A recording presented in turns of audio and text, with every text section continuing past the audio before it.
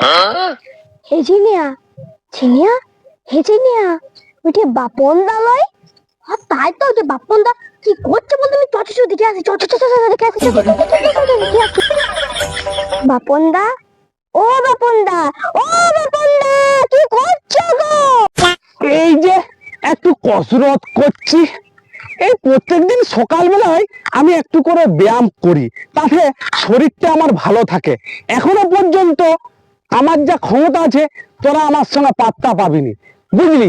আমি এখনো পর্যন্ত একটা ঘুষিতে একটা গাছের গায়ে ফুটা করে দেবো, একটা কিলে দুটা পাথরকে ভেঙে দেবো, আর এক গোড়ারে চারটে পাঁচটা ইটকে একসঙ্গে টুকরা টুকরা করে দেবো।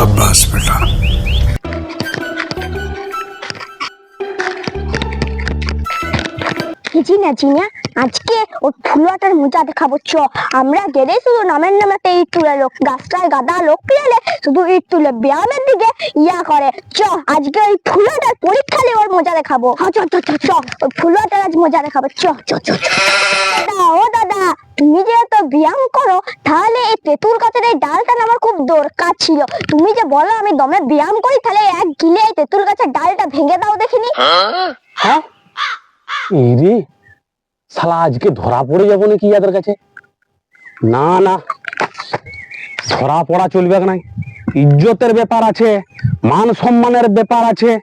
যেমন করে হোক আমার হাত যায় যাক, ওই তেঁতুল গাছের ডালটা ভেঙে আমার ইজ্জতটাকে রক্ষা করতে হবে।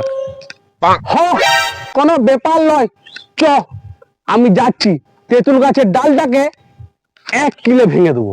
শালা বলে তো দিল, এই যা মোটা তেঁতুল গাছ দেখছি, আমার হাতের 12টা তো বেজে যাবে। এটা আমি কি করে এখানে ভাঙবো? বলে যখন দিয়েছি, ওকে জানতে দিলে চলবে না। সম্মান রক্ষা করতে গেলে আমাকে তো একটুকু করতেই হবে কষ্ট, তাহলে আর কি করব? বাবা এত মোটা ডাল কি করে ভাঙবো? আমার হাতের 12টা আজকে বেজে যাবে। বলে যখন দিয়েছি তখন তো ইজ্জত রক্ষা করতে হবে। হাত যাই যাক, সে আর কি করা যাবে?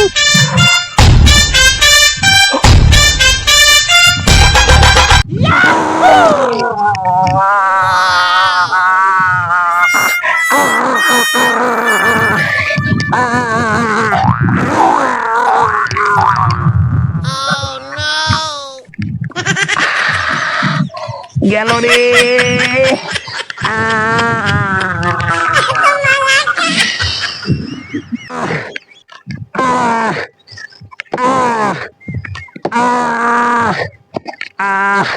শালা ইটে করে ভাঙছে নাই, আর আমার হাতে করে কি করে ভাঙবে গিরি?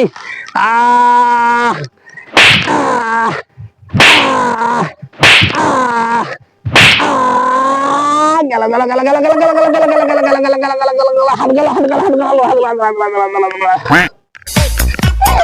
গেল।